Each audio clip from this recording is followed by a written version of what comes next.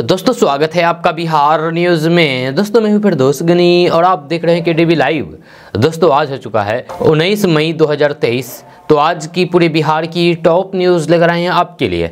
दोस्तों वीडियो शुरू करने से पहले आपको बता दें कि अगर आप नए आए हैं इस चैनल पर तो फिर चैनल को सब्सक्राइब करके बेल आइकन को प्रेस कर दीजिए और साथ ही वीडियो को लाइक कर दीजिए, अपने दोस्तों के साथ शेयर भी कीजिए। तो चलिए शुरू करते हैं आज की पूरे बिहार की टॉप न्यूज़। दोस्तों आज बिहार न्यूज में सबसे पहले बात करेंगे कि सुप्रीम कोर्ट ने बिहार में जाति जनगणना पर पटना हाईकोर्ट के स्टे ऑर्डर को हटाने से इनकार कर दिया है। यानी कि कोर्ट के इस आदेश के बाद बिहार में जाति जनगणना पर रोक जारी रहेगी। सुप्रीम कोर्ट ने एक आदेश में पटना हाईकोर्ट के उस आदेश को रद्द करने से इनकार कर दिया है जिसमें बिहार सरकार द्वारा किए गए जाति सर्वेक्षण पर रोक लगाई गई है। इस मामले पर सुनवाई करने के दौरान सुप्रीम कोर्ट के जस्टिस अभय ओक ने दो टूक कहा कि पटना हाईकोर्ट के अंतरिम फैसले में काफ़ी हद तक अस्पष्टता है, लेकिन अंतरिम फैसला आए बगैर इस पर सुनवाई नहीं होगी। सुप्रीम कोर्ट इसमें अंतरिम राहत नहीं दे सकता है। जब हाईकोर्ट अपनी दी तारीख 3 जुलाई पर सुनवाई करके फैसला नहीं देगा तो फिर सुप्रीम कोर्ट 14 जुलाई को यहाँ दलील सुनेगा। वही जाति जनगणना पर सुनवाई के दौरान बिहार सरकार ने सुप्रीम कोर्ट में यह दलील दी है कि ये केवल एक सर्वे है, जनगणना नहीं है। राज्य सरकार ने कहा कि जनगणना में जानकारी नहीं देने पर जुर्माना लगता है, सर्वे में ऐसा नहीं होता है। सरकार की ओर से भी कहा गया है कि कई राज्य ये पहले कर चुका है, इसीलिए ऐसा भी नहीं है कि ये कोई नया काम हो रहा है। आपको बता दें कि पहले पटना हाईकोर्ट ने बिहार सरकार द्वारा करवाई जा रही जाति आधारित जनगणना पर गुरुवार को ये कहते हुए रोक लगा दी कि राज्य के पास जाति आधारित सर्वेक्षण करने की कोई शक्ति नहीं है और ऐसा करना संघ की विधायी शक्ति पर अतिक्रमण होगा। दोस्तों बात करते हैं कि बिहार में मानसून के आगमन का इंतजार लोग बेसब्री से कर रहे हैं। भागलपुर समेत पूर्व बिहार, कोसी और सीमांचल के इलाकों में 15 से 20 जून के बीच दक्षिण पश्चिमी मानसून 2023 के सक्रिय होने का अनुमान लगाया जा रहा है। पिछले साल की तरह इस बार भी भागलपुर में मानसून नॉर्थ ईस्ट और किशनगंज पूर्णिया के रास्ते आ सकता है, जबकि दूसरा रास्ता पश्चिम बंगाल और झारखंड समेत संताल परगना का इलाका है। यह मानसून इस साल 4 जून को केरल में दस्तक दे सकता है। भारत मौसम विज्ञान विभाग ने जानकारी दी है कि दक्षिण पश्चिमी मानसून सामान्य रूप से 1 जून को केरल में प्रवेश करता है। पिछले साल 2022 में मानसून 29 मई को केरल पहुंचा था। वहीं भागलपुर में ये 19 दिन बाद 16 जून को पहुंचना था, जो 5 दिन लेट था। इस बार लेट का अनुमान नहीं है। आपको बता दें कि बिहार में इन दिनों 2 तरह का मौसम सक्रिय हुआ है। कोसी सीमांचल समेत उत्तर बिहार में झमाझम बारिश के आसार कुछ दिनों के लिए बने हुए हैं, जहां उधर मानसून के साथ साथ बाढ़ की विकराल समस्या से लाखों की आबादी को परेशान होना पड़ता है। इसको लेकर के गांव में बाढ़ से सुरक्षा को लेकर के आम लोग सतर्क हैं, वहीं अपने सामान को सुरक्षित जगहों पर रखने में लगे हुए हैं। दोस्तों बात करेंगे कि बागेश्वर बाबा के पटना में हनुमंत कथा के दौरान दिए गए हिंदू राष्ट्र के बयान पर लोजपा के अध्यक्ष चिराग पासवान ने आपत्ति जताई है। जब उन्होंने पंडित धीरेन्द्र कृष्ण शास्त्री के भारत को हिंदू राष्ट्र बनाने के संकल्प पर सवाल उठाते हुए कहा कि ये देश संविधान से ही चलेगा, इसके अलावा और कोई विकल्प नहीं है। आपको बता दें कि चिराग पासवान बीजेपी के सहयोगी हैं।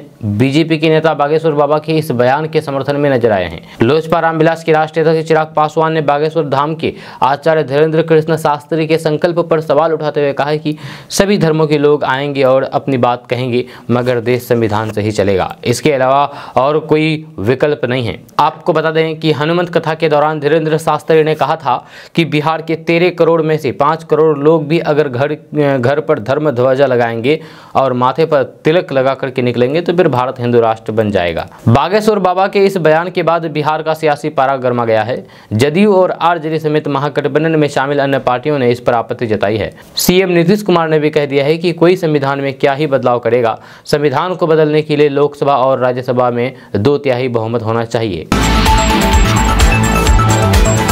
दोस्तों बात करते हैं कि नेशनल फार्मास्यूटिकल प्राइसिंग अथॉरिटी या NPPP ने पेटेंट से बाहर होने वाली दवाओं की कीमतों को घटा करके सीधे 50% कर दिया है। जब दवा निर्माता कंपनियों द्वारा मुनाफाखोरी पर अंकुश लगाने के लिए नियामक संस्था के अनुसार ये कदम उठाया गया है। NPPA की ओर से जारी नोटिफिकेशन में कहा गया है कि 1 साल बाद बाजार के आंकड़ों को ध्यान में रख करके नई कीमत तय की जाएगी। इस कदम से मैन्युफैक्चरिंग कंपनियां दवाओं के दाम खुद तय नहीं कर पाएंगी। 1 साल से अधिक समय से केंद्र सरकार कम से कम 12 महीनों के लिए ऑफ पेटेंट वाली दवाओं के लिए मूल्य निर्धारित तंत्र पर काम करने के लिए दवा कंपनियों के साथ बातचीत कर रही है। समाचार रिपोर्ट्स के अनुसार जॉनसन एंड जॉनसन की टीबी रोधी दवा बेडाकुलाइन, जिसका पेटेंट जुलाई में समाप्त हो रहा है, सबसे पहले प्रभावित फार्म कंपनी होगी। दोस्तों, बात करते हैं कि कटिहार में सड़क निर्माण के नाम पर जम करके धांधली हो रही है। आलम यही कि 2 दिन पहले बनी सड़क उखड़ने लगी है, जिसके बाद लोगों का गुस्सा फूट पड़ा और सड़क पर उतर करके ग्रामीणों ने संवेदक जूनियर इंजीनियर के खिलाफ कार्रवाई की मांग करते हुए जम करके नारेबाजी की है। दरअसल कटिहार जिले के दास ग्राम पंचायत के लगवा से ग्वालदा मुख्यमंत्री सड़क योजना के तहत सड़क निर्माण किया जा रहा था, लेकिन ये निर्माण कार्य भ्रष्टाचार की भेंट चल रहा है। यह सड़क निर्माण में सरकारी पैसों की लूट खसोट खूब हो रही है। आलम यह है कि 2 दिन पहले ही सड़क में पिचिंग का काम किया गया, लेकिन सिर्फ 2 दिन बीतने के बाद ही सड़क से गिट्टी उखड़ने लगी है। लापरवाही भी यहाँ चरम पर है। निर्माण कार्य की जगह जूनियर इंजीनियर नदारत रहते हैं। आरोप है कि संवेदक जूनियर इंजीनियर की मिली भगत से ही खेल चल रहा है। अब इस धांधली के खिलाफ लोगों में आक्रोश है। लोगों ने जिला परिषद सदस्य की अगुवाई में सड़क पर उतर करके जम करके प्रदर्शन नारेबाजी की। ये सड़क बिहार बंगाल को जोड़ने वाली मुख्य सड़क है। इसके बावजूद भी निर्माण में भ्रष्टाचार लापरवाही चरम पर है। इतना ही नहीं, सड़क निर्माण का काम अभी तक पूरा नहीं हुआ है। दोस्तों, बात करते हैं कि ग्लोबल वार्मिंग अब दुनिया के लिए सबसे बड़ा खतरा बनते जा रहा है। जब वैज्ञानिकों का अनुमान है कि अगले 5 साल में दुनिया में तापमान में रिकॉर्ड तौर बढ़ोतरी होगी और ये सारी सीमाएं तोड़ देगा। रिसर्चर्स का कहना है कि इस बात की 66% संभावना है कि दुनिया का तापमान साल 2027 तक 1.5 डिग्री सेल्सियस की बढ़ोतरी की सीमा को तोड़ देगा। यानी अगले 5 सालों में लोगों का जीवन जीना मुहाल हो जाएगा और चारों तरफ हाहाकार की स्थिति होगी। बीबीसी की एक रिपोर्ट के मुताबिक अल नीनो और फिर मानव गतिविधियों से जो उत्सर्जन बढ़ रहा है, उस वजह से इसकी संभावना काफी बढ़ गई है। यह ग्लोबल वार्मिंग से तापमान बढ़ने की आशंका ने वैज्ञानिकों की चिंता बढ़ा दी है। दरअसल धरती पर ग्लोबल वार्मिंग लगातार बढ़ रही है। तमाम प्रयासों के बावजूद भी इसमें कमी नहीं आ रही है। गौर करने वाली बात यह है कि 2015 पेरिस समझौते के तहत तापमान को 1.5 डिग्री सेल्सियस तक सीमित करने का लक्ष्य रखा गया था। अब ये उस सीमा को भी तोड़ता हुआ नजर आ रहा है। 1 दशक तक यदि हर साल 1.5 डिग्री सेल्सियस से ऊपर तापमान जाता है तो फिर दुनिया को कई विनाशकारी आपदाओं से लड़ना होगा, जहां इसमें लंबे समय तक हीट वेव का दौर, ज़्यादा तीव्र तूफान और जंगलों में भयानक आग प्रमुख है। लेकिन अगले कुछ सालों में तापमान के किसी स्तर को पास करने का मतलब ये नहीं होगा कि पेरिस समझौते की लिमिट टूट गई है। वैज्ञानिकों का कहना है कि उत्सर्जन में तेजी से कटौती करके ग्लोबल वार्मिंग को रोकने के लिए अभी भी समय है।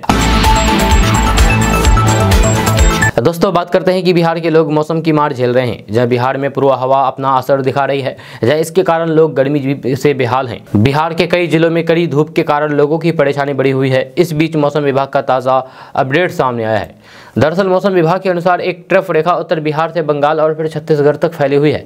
इसके प्रभाव से 17 से 20 मई तक पटना समेत उत्तर प्रदेश के अलग अलग हिस्सों में मौसम सुहाना रहेगा, लेकिन आंधी पानी का प्रभाव बना रहेगा। इन मौसमी प्रभाव को देखते हुए चेतावनी जारी कर दी गई है। मौसम विभाग के अनुसार अगले 24 घंटे के दौरान बिहार की 15 जिलों समस्तीपुर, सुपौल, अररिया, किशनगंज, मुजफ्फरपुर, शिवहर, सीतामढ़ी, मधुबनी, दरभंगा, पूर्वी चंपारण, पश्चिमी चंपारण, गोपालगंज, सिवान, सारण, वैशाली और पटना में बारिश के अनुमान लगाए गए हैं। इस दौरान हवा की गति 30 से 40 किलोमीटर प्रति घंटे की रफ्तार रहेगी। बिहार के उत्तरी भागों में 20 मई तक मौसम को लेकर के अलर्ट जारी किया गया है।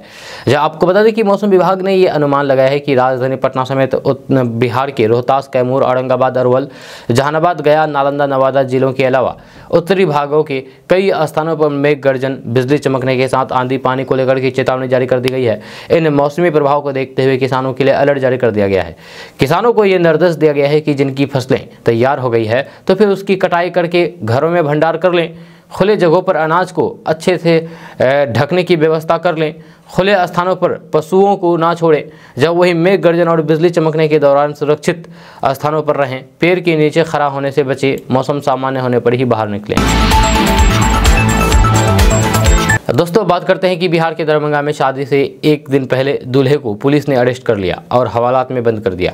जब पुलिस ने शराब पीकर के उत्पात मचाने के आरोप में 30 लोगों को पकड़ा था, जिसमें दूल्हा अनित कुमार भी था। जी हाँ, यानी कि अनित कुमार का शादी कल होने वाला था और आज उसको गिरफ्तार करके जेल भेज दिया गया।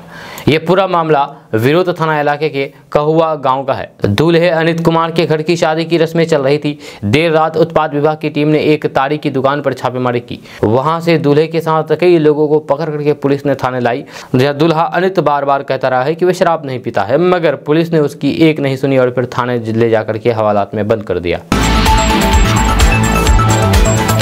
दोस्तों, बात करते हैं कि केंद्रीय सड़क परिवहन एवं राजमार्ग मंत्री नितिन गडकरी ने बुधवार को भारतीय कंपनियों की विस्तृत परियोजना रिपोर्ट की खराब गुणवत्ता पर चिंता जताई है। उन्होंने कहा है कि मानकों पर पूरा नहीं उतरने वाली ऐसी रिपोर्ट्स के कारण परियोजना पूरी होने में देरी होती है और सड़क दुर्घटनाएं होती है। एक कार्यक्रम में नितिन गडकरी ने कहा है कि ज्यादातर मामलों में राजमार्गों और फिर अन्य सड़कों के निर्माण में लगा लागत वृद्धि लेने में देरी के कारण होती है, सड़क दुर्घटना होती है। उन्होंने कहा है कि सबसे ज़्यादा दोषी कोई है तो वह है डीपीआर बनाने वाला। डीपीआर की गुणवत्ता सबसे बड़ा मुद्दा है। मंत्री ने कहा कि भारतीय कंपनी द्वारा तैयार रिपोर्ट अच्छी नहीं होती है, इसलिए अंतर्राष्ट्रीय कंपनियों को वरीयता दी जानी चाहिए। अपने स्पष्ट विचारों के लिए चर्चित केंद्रीय मंत्री नितिन गडकरी ने कुछ सड़क हादसों के लिए डीपीआर की खराब गुणवत्ता को जिम्मेदार ठहराया है।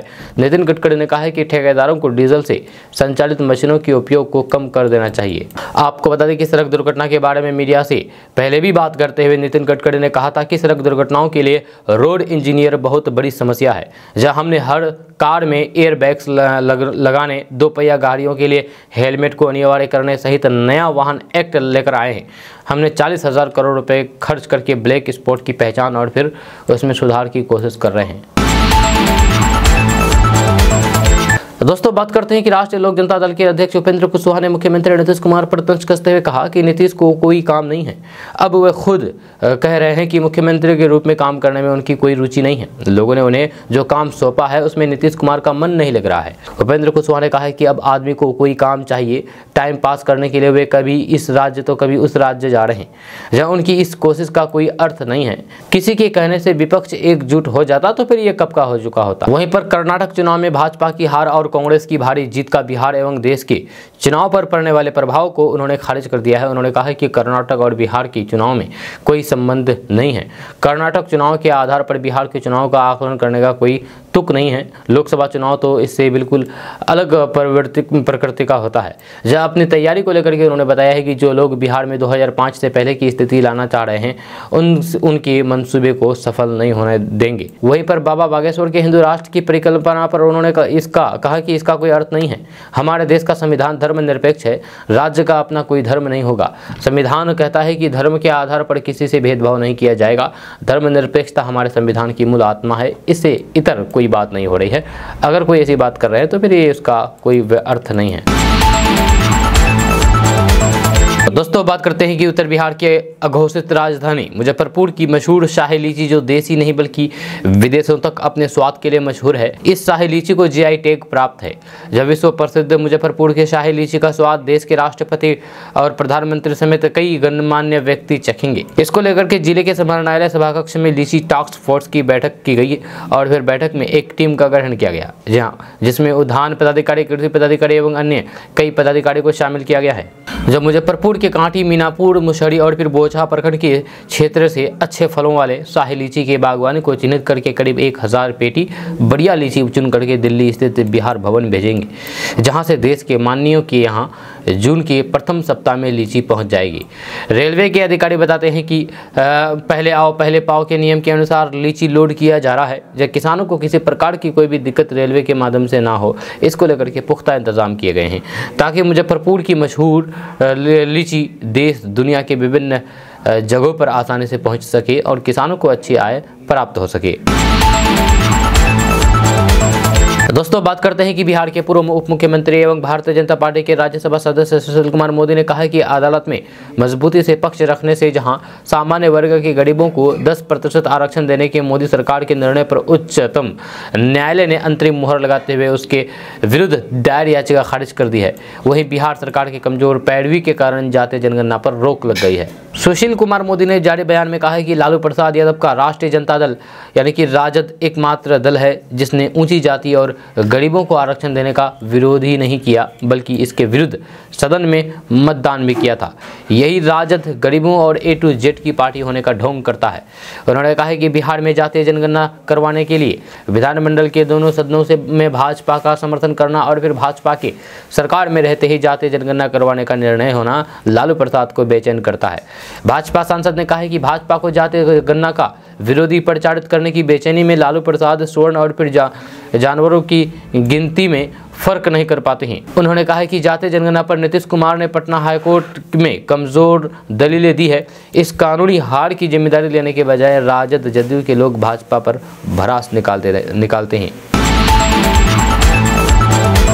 दोस्तों बात करते हैं कि बिहार के भागलपुर से एक हैरान कर देने वाली खबर सामने आई है।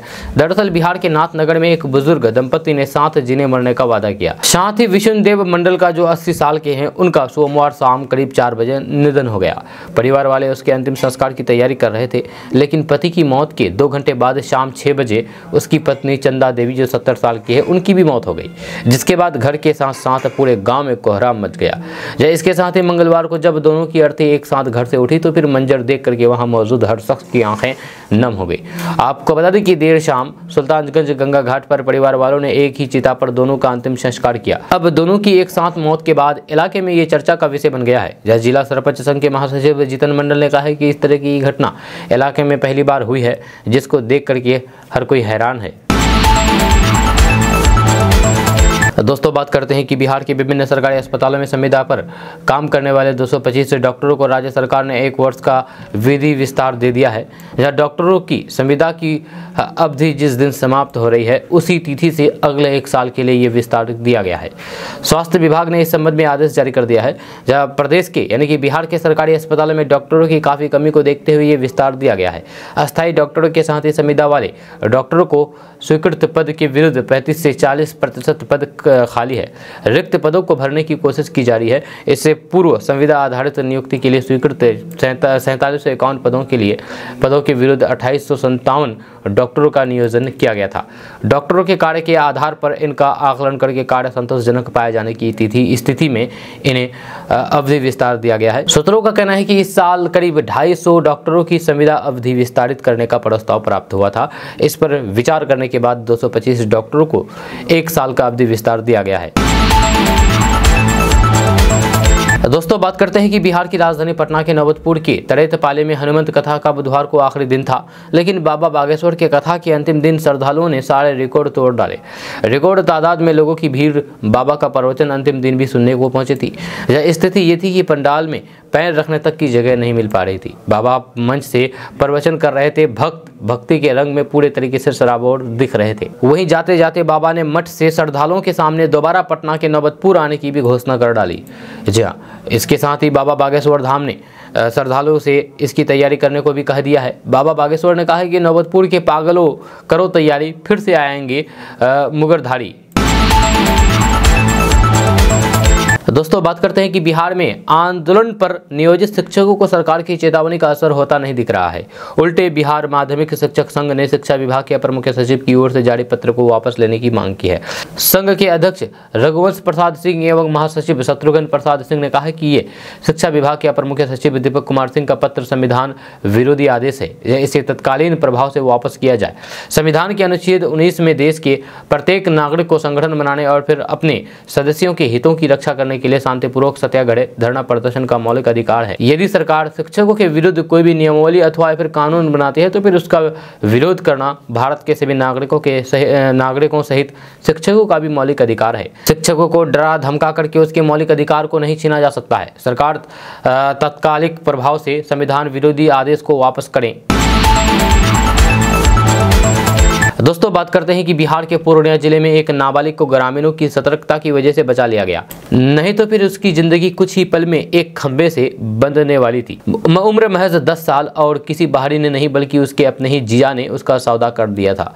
जब उसके हंसते खेलते जीवन को खत्म करने की कीमत तय कर दी गई थी महज 5000 में। उसकी शादी की पूरी तैयारी हो चुकी थी। लड़का यूपी से लाया गया था, लेकिन ग्रामीणों की वजह से बालिका वधू बनने से हुए मासूम बच गई। ग्रामीणों की सतर्कता की वजह से एक एक नाबालिग वधू बनने से बच गई है। चाइल्ड लाइन ने मौके पर पहुंच करके एक बच्ची का विवाह रुकवाया है, जिसकी उम्र 10 से 13 साल के बीच बताई जा रही है। दरअसल ग्रामीणों को पता चला है कि उनके गांव के एक नाबालिग की उत्तर प्रदेश के एक लड़के से शादी हो रही है, जहाँ लड़के की उम्र 17 साल ही है और दोनों नाबालिग है। उसके बाद ग्रामीणों ने एकजुट होकर के इसका विरोध किया और पूर्णिया के पुलिस के अलावा चाइल्ड लाइन पर भी इसकी सूचना दी गई, जिसके बाद सभी टीम मौके पर पहुंच गई और फिर इसकी गैर कानूनी विवाह को फौरन रोक दिया गया। दोस्तों बात करते हैं कि प्रधानमंत्री नरेंद्र मोदी के नेतृत्व में भाजपा ने केंद्र में 9 साल का कार्यकाल इसी महीने पूरा कर लिया है। इस अवसर पर पार्टी की 1 महीने का विशेष सत्र संपर्क अभियान चलाने जा रही है। जब बिहार भाजपा के प्रदेश अध्यक्ष सम्राट चौधरी ने बताया है कि बिहार में भी इसकी तैयारी चल रही है, जिसमें केंद्र, राज्यों, जिला, ब्लॉक और मंडल स्तर तक कार्यक्रम चलाए जाएंगे। दरअसल विशेष संपर्क अभियान के जरिए भाजपा लोकसभा चुनाव 2024 की तैयारी में जुटी हुई है। इस कार्यक्रम की शुरुआत प्रधानमंत्री नरेंद्र मोदी 30 मई को एक रैली से करेंगे और 31 मई को भी एक बड़ी जनसभा को लोगों को संबोधित करेंगे। 30 जून तक चलने वाले इस कार्यक्रम से केंद्र की योजनाओं के सभी लाभार्थियों से मुलाकात करके अगले लोकसभा चुनाव के लिए ठोस वोट बैंक तैयार करने की रणनीति अपनाई जा रही है। वहीं पर प्रदेश अध्यक्ष ने बताया है कि पार्टी की केंद्रीय नेतृत्व के अनुसार 1 दिवसीय कार्यकारिणी की बैठक 20 मई को पटना में होगी और फिर इसमें प्रदेश में चलाए जाने वाले कार्यक्रम की रूपरेखा पर बातचीत होगी। 21 मई को जिला स्तर पर और फिर 22-23 मई को ब्लॉक और फिर मंडल स्तर पर कार्यक्रम आयोजित किए जाएंगे। बिहार प्रदेश अध्यक्ष सम्राट चौधरी ने कहा है कि 23 जून को प्रधानमंत्री विशेष कार्यक्रम के जरिए पार्टी कार्यकर्ताओं से संवाद करेंगे। इसके लिए प्रदेश स्तर पर एक अभियान समिति बनाई जाएगी, जो इस अभियान के अंतर्गत चलने वाले कार्यक्रमों पर नजर रहेगी। दोस्तों बात करते हैं कि बीजेपी में शामिल होने के बाद गुरुवार को पहली बार आरसीपी सिंह पटना पहुंचे। जहां पटना पहुंचते ही आरसीपी सिंह ने मुख्यमंत्री नीतीश कुमार और जदयू पर तीखा हमला बोला है। आरसीपी सिंह ने कहा कि जदयू का अस्तित्व पूरी तरीके से खत्म हो चुका है और नीतीश कुमार सिर्फ पर्यटक मुख्यमंत्री बनकर के रह गए हैं। नीतीश लाख कोशिश कर ले, लेकिन वे प्रधानमंत्री कभी नहीं बन पाएंगे। दिल्ली में बीजेपी की सदस्यता ग्रहण करके पटना पहुंचे पूर्व केंद्रीय मंत्री और जदयू के पूर्व राष्ट्रीय अध्यक्ष आरसीपी सिंह ने मुख्यमंत्री नीतीश कुमार पर जोरदार हमला बोला। आरसीपी सिंह ने कहा कि जदयू समाप्त हो चुकी है और बीजेपी के लिए जदयू कोई चुनौती नहीं रह गई है। उन्होंने कहा कि नीतीश कुमार पूरी तरीके से खत्म हो चुके हैं और उनका अस्तित्व भी समाप्त हो चुका है। नीतीश कुमार किसी भी कीमत पर प्रधानमंत्री नहीं बनेंगे, वे सिर्फ पर्यटक मुख्यमंत्री बनकर के रह गए हैं। पर्यटक के रूप में देश भर में घूम रहे हैं। आपको बता दें कि जदयू के पूर्व राष्ट्रीय अध्यक्ष और फिर केंद्रीय मंत्री आरसीपी सिंह ने बीते 11 मई को बीजेपी का दामन थामा था। दिल्ली में स्थित बीजेपी दफ्तर में भाजपा के राष्ट्रीय महासचिव धर्मेंद्र प्रधान ने उन्हें पार्टी की प्राथमिक सदस्यता दिलाई थी। जदयू छोड़ने के बाद से ही ये कयास लगाए जा रहे थे कि आरसीपी सिंह बीजेपी में शामिल होंगे और आखिरकार वे बीजेपी में शामिल हो गए। दोस्तों पूर्णिया में सिविल एयरपोर्ट निर्माण का अभियान भारत की सीमा पाकर नेपाल तक पहुंच गया है, जिसे नेपाल के मंत्री और अधिकारियों का भी सहयोग मिल रहा है। जब मंगलवार को कोसी प्रांत के सामाजिक विकास मंत्री बुद्धि कुमार राज भंडारी ने भारत सरकार से पूर्णिया में सिविल एयरपोर्ट के निर्माण कार्य में तेजी लाने का आग्रह किया है। उन्होंने कहा कि पूर्णिया में हवाई अड्डे से दोनों देशों के लोगों को अत्यधिक लाभ होगा, क्योंकि पश्चिम बंगाल के बागडोगरा पहुँचने में हमें कम से कम 3 घंटे लगते हैं, जबकि हम 2 घंटे के भीतर पूर्णिया पहुँच सकते हैं। साथ ही उम्मीद जताई है कि नागरिक एनक्लेव दोनों देशों के बीच मैत्री बंधन को भी मजबूत करेगा। मंगलवार को कोसी प्रांत की राजधानी विराटनगर के एक होटल में सामाजिक विकास मंत्री बुद्धि कुमार 2 देशों के बीच दोस्ती के बंधन को मजबूत करने और फिर पर्यटन को बढ़ावा देने को लेकर के बैठक कर रहे थे, जिसमें कोसी प्रांत के पर्यटक और वन विभाग के सचिव संजीव रेल और फिर पर्यटन बोर्ड के अध्यक्ष भविष्य श्रेष्ठ ने भी उम्मीद जताई है कि पूर्णिया में सिविल एयरपोर्ट केवल पर्यटन बल्कि दोनों देशों के लोगों के बीच संबंध को भी बढ़ाएगा। दोस्तों बात करते हैं कि बिहार भाजपा के जदयू के राष्ट्रीय अध्यक्ष राजीव रंजन सिंह उर्फ ललन सिंह द्वारा आयोजित भोज में बिहार में शराब पर पूर्ण प्रतिबंध के बावजूद भी शराब परोसे जाने के आरोप लगा है। वहीं इस पर अब सत्ताधारी जदयू ने भारतीय जनता पार्टी के प्रदेश अध्यक्ष सम्राट चौधरी को बुधवार को कानूनी नोटिस भेजा है। गौरतलब है कि सम्राट चौधरी ने आरोप लगाया है कि ललन सिंह द्वारा रविवार को अपने लोकसभा क्षेत्र मुंगेर में आयोजित किए गए एक भोज में शामिल लोगों को मांस भात के साथ शराब भी परोसा गया था। जदयू के मुंगेर जिलाध्यक्ष नचिकेता मंडल ने अपने वकील के माध्यम से भाजपा के प्रदेश अध्यक्ष सम्राट चौधरी को कानून नोटिस भिजवाया है। नोटिस में सम्राट चौधरी पर झूठी बयानबाजी करने का आरोप लगाया है। नोटिस में सम्राट चौधरी पर आरोप लगाया गया है कि जदयू के राष्ट्रीय अध्यक्ष ललन सिंह द्वारा आयोजित एक भोज कार्यक्रम को लेकर के आरोप लगाए गए हैं और ये आरोप गलत आरोप है, फेक है, ये भ्रामक है। दोस्तों बात करते हैं कि बिहार में स्नातक सत्र 2023-27 के लिए नामांकन प्रक्रिया शुरू होने जा रही है, यानी कि अब ग्रेजुएशन कोर्स 3 की जगह 4 साल का होगा। राजभवन की ओर से जारी नोटिफिकेशन बिहार के सभी विश्वविद्यालयों में भेज दी गई है। एकेडमिक कैलेंडर भी जारी कर दिया गया है। यह 4 वर्षीय स्नातक कोर्स 8 सेमेस्टर में पूरा होगा और इसके लिए 160 क्रेडिट तय किया गया है। 20 मई से नए कोर्स की प्रक्रिया बिहार के सभी कॉलेजों में शुरू हो जाएगी। बिहार में स्नातक सत्र 2023-27 के लिए नामांकन प्रक्रिया 20 मई 2023 से बिहार के सभी कॉलेजों में शुरू हो जाएगी। 30 जून तक सभी कॉलेजों को नामांकन की पूरी प्रक्रिया हर हाल में पूरा कर लेनी है। 4 वर्षीय स्नातक कोर्स 8 सेमेस्टर में पूरा होगा और फिर इसके लिए 160 क्रेडिट तय किया गया है। प्रत्येक सेमेस्टर 20 क्रेडिट का होगा। दोस्तों बात करते हैं कि बागेश्वर धाम वाले बाबा पंडित धीरेन्द्र कृष्ण शास्त्री का जादू बिहार में जम करके चला है।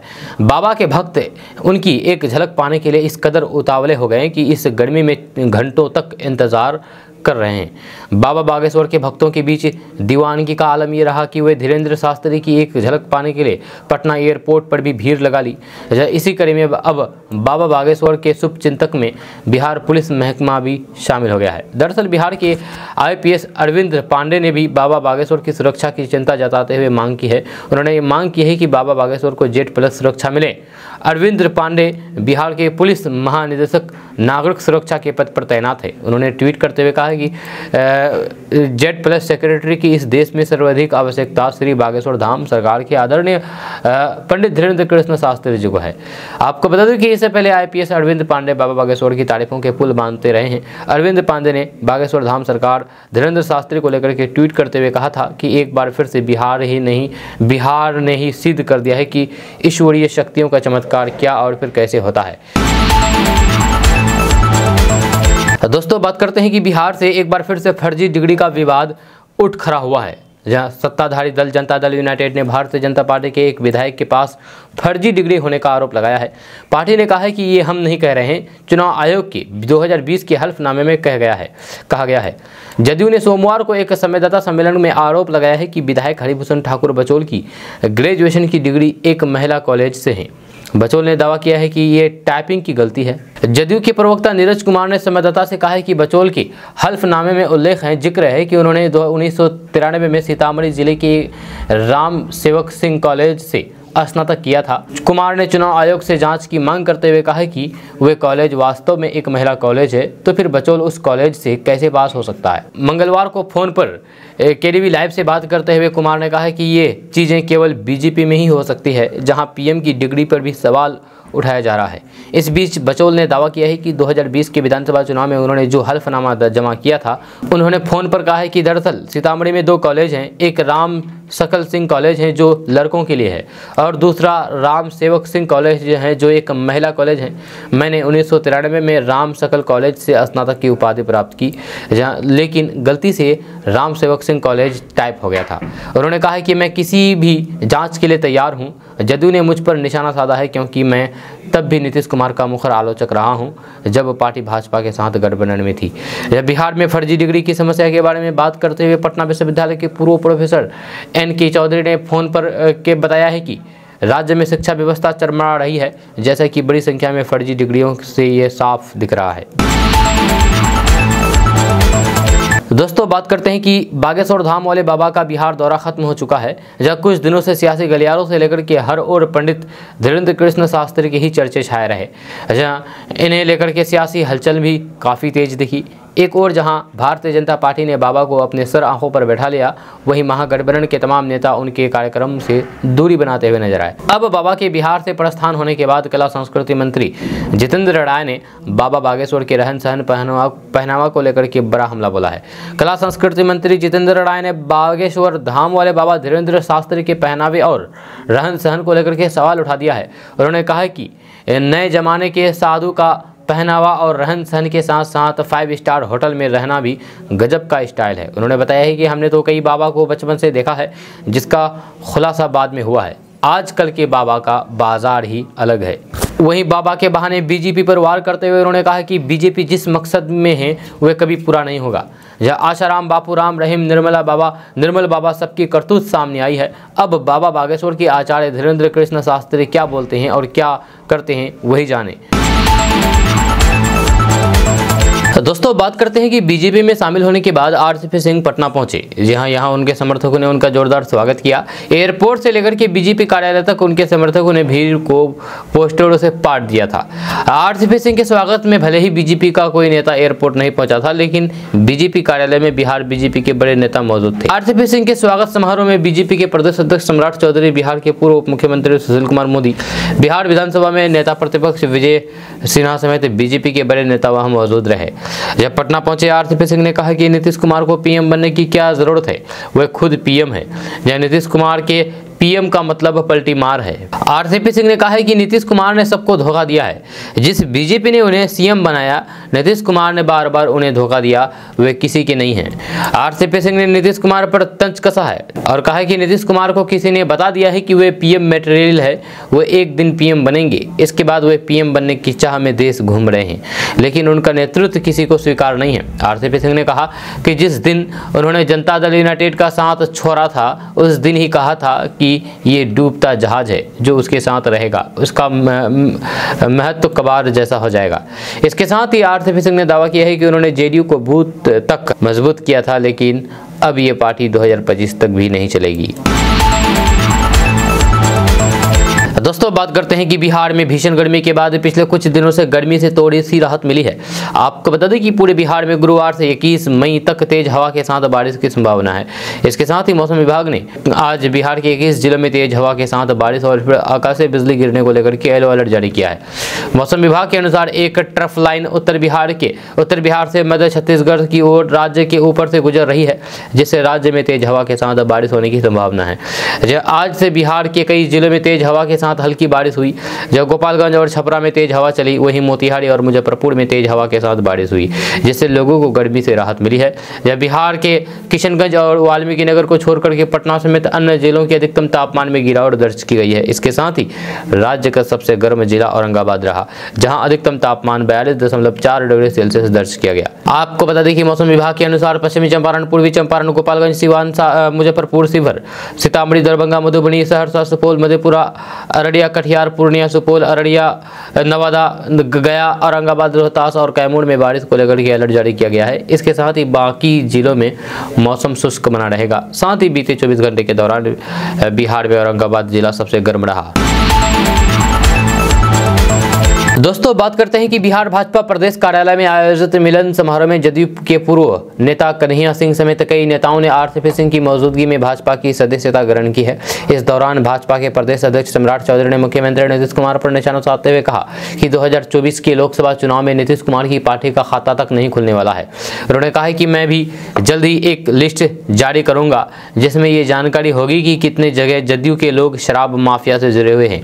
सम्राट चौधरी ने कहा है कि कल तक नीतीश कुमार जिस लव कुश समीकरण की राजनीति करते थे, आज लव कुश समाज पूरी तरीके से हमारे साथ है। सम्राट चौधरी ने कहा है कि आरसीपी सिंह ने जदयू को सींचा है। नीतीश कुमार की सरकार ने कुछ अच्छा काम किया तो फिर उसका श्रेय आरसीपी सिंह का है।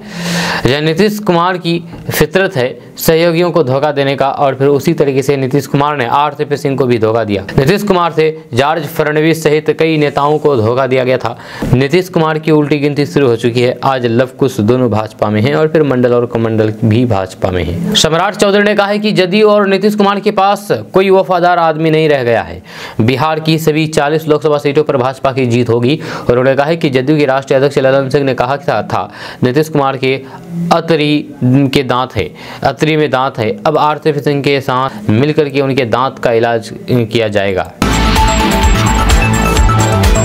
दोस्तों बात करते हैं कि केंद्रीय मंत्री गिरिराज सिंह दिल्ली से पटना पहुंचे। पटना एयरपोर्ट पर पहुंचते ही उन्होंने जाते जनगणना को लेकर के राजद सुप्रीमो लालू प्रसाद यादव और नीतीश कुमार पर जम करके हमला बोला है। उन्होंने कहा है कि लालू नीतीश की सरकार बिहार में 35 साल से है, इसलिए वे एक श्वेत पत्र जारी करके बताएं कि प्रखंड और पंचायत स्तर पर कितनी नौकरियां उन्होंने दलित, महादलित, पिछड़ों और अति पिछड़ों को दी है। दरअसल बिहार में जाते जनगणना पर हाईकोर्ट की रोक के खिलाफ सुप्रीम कोर्ट गई नीतीश सरकार को बड़ा झटका लगा है। सुप्रीम कोर्ट ने पटना हाईकोर्ट के फैसले पर रोक लगाने से इनकार कर दिया। जब बिहार सरकार की याचिका सुप्रीम कोर्ट से खारिज होने पर बीजेपी सांसद गिरिराज सिंह ने कहा कि वे कोर्ट के ऊपर कोई टिप्पणी नहीं करते हैं, लेकिन जाति जनगणना से कोई परहेज नहीं है। गिरिराज सिंह ने कहा कि वे बस इतना निवेदन जरूर करेंगे कि आने वाले चुनाव में नीतीश कुमार और लालू प्रसाद एक श्वेत पत्र जारी करें, क्योंकि करीब 35 साल से लालू नीतीश की सरकार बिहार में है। इसीलिए एक श्वेत पत्र जारी करके वे बताएं कि ब्लॉक और पंचायत स्तर पर कितने दलितों को नौकरियां दी गई, कितने महादलित, पिछड़ों और अति पिछड़ों को बिहार सरकार में नौकरियां दी गई। दोस्तों बात करते हैं कि बिहार में सारण जिले के डेरीगंज थाना क्षेत्र के रसूलपुर उत्क्रमित मध्य विद्यालय में गुरुवार को मिड डे मील की खिचड़ी खाने के बाद 30 से अधिक बच्चों की अचानक से तबीयत बिगड़ गई। जहां एक के बाद एक बच्चों की तबीयत बिगड़ने के बाद हरकत मच गया। आनंद फानन में सभी बच्चों को अस्पताल में भर्ती कराया गया। पुलिस के मुताबिक हर दिन की तरह से स्कूल में पहली पाली की पढ़ाई के बाद बच्चों के बीच मध्याह्न भोजन परोसा गया। मध्याह्न भोजन में खिचड़ी बनाई गई थी। खिचड़ी खाने के बाद एक कई बच्चों की तबीयत बिगड़ती चली गई। एक साथ 30 से अधिक बच्चों को उल्टी और फिर चक्कर आने के बाद स्कूल प्रबंधक में हरकत मच गया। आनंद फानन में बच्चों के परिवार वाले भी स्कूल पहुंचे। बाद में सभी बीमार बच्चों को अस्पताल में भर्ती कराया गया, जहां उनका इलाज चल रहा है। इस घटना को लेकर के बच्चों के अभिभावकों में स्कूल प्रबंधन के खिलाफ गुस्सा देखा जा रहा है। परिवार वालों ने स्कूल प्रबंधन पर लापरवाही का आरोप लगाते हुए कहा कि इस पूरे मामले की जांच कराने की मांग की है। सारण के सिविल सर्जन डॉक्टर सागर दुलाल सिन्हा ने बताया है कि मामले की जानकारी मिली है। मध्याह्न भोजन की खिचड़ी में छिपकली गिरने की बात सामने आ रही है। फिलहाल सभी बच्चों का इलाज किया जा रहा है। दोस्तों बात करते हैं कि मुख्यमंत्री नीतीश कुमार आज शुक्रवार को यानी कि आज 19 मई को दरभंगा जा रहे हैं। मुख्यमंत्री वहां जल संसाधन विभाग की ओर से पूरी की गई विभिन्न परियोजनाओं का लोकार्पण करेंगे। जल संसाधन मंत्री संजय झा ने इस संबंध में जानकारी देते हुए बताया है कि अब दरभंगा एयरपोर्ट में बाढ़ का पानी नहीं घुसेगा। दरभंगा एयरपोर्ट के चारों तरफ दरभंगा महाराज के समय में बने 11 किलोमीटर लंबी रिंग बांध के स्थापना और शीर्ष पर PCC सड़क के निर्माण का कार्य पूरा कर लिया गया है। सड़क बनने से अब चारों तरफ निरीक्षण में सुविधा होगी। दोस्तों बात करते हैं कि बिहार में शराबबंदी कानून लागू है, लेकिन बिहार के अंदर हर रोज सैकड़ों लोगों को इस कानून के तहत अरेस्ट किया जा रहा है। इसके बावजूद भी इसका काला कारोबार करने वाले अपने कारोबारी पीछे नहीं हट रहे हैं। अब राज्य में यानी कि बिहार में लागू इस शराबबंदी कानून पर सरकार में सहयोगी की भूमिका निभा रही राजद पार्टी के विधायक और फिर पूर्व मंत्री सुधाकर सिंह ने इस पर सवाल उठा दिया है। सुधाकर सिंह ने कहा है कि बिहार में शराबबंदी अभियान पूरी तरीके से फेल है। इसको लेकर के सरकार गंभीर नहीं दिख रही है। दरअसल राजद विधायक सुधाकर सिंह ने अपनी ही सरकार की नीतियों पर सवाल उठाते हुए कहा है कि बिहार सरकार की तरफ से जो शराबबंदी कानून बनाया गया है वह पूरी तरीके से फेल है। शराबबंदी को लेकर के सरकार की गंभीरता नहीं दिखती है। उन्होंने इस कानून को समीक्षा करने की बात कही है। साथ ही साथ कहा कि सरकार बस दिखावे के लिए इस कानून को लागू कर रखी है। दोस्तों आज का न्यूज़ बस यहाँ तक। कैसा लगा नीचे कमेंट बॉक्स में कमेंट करके जरूर बताइएगा। अगर आप नए आए इस चैनल पर तो फिर चैनल को सब्सक्राइब करके बेल आइकन को प्रेस कर दीजिए और साथ ही वीडियो को लाइक कर दीजिए, अपने दोस्तों के साथ शेयर भी कीजिए। तो चलिए मिलते हैं फिर नेक्स्ट वीडियो के साथ। तब तक के लिए जय हिंद, जय बिहार।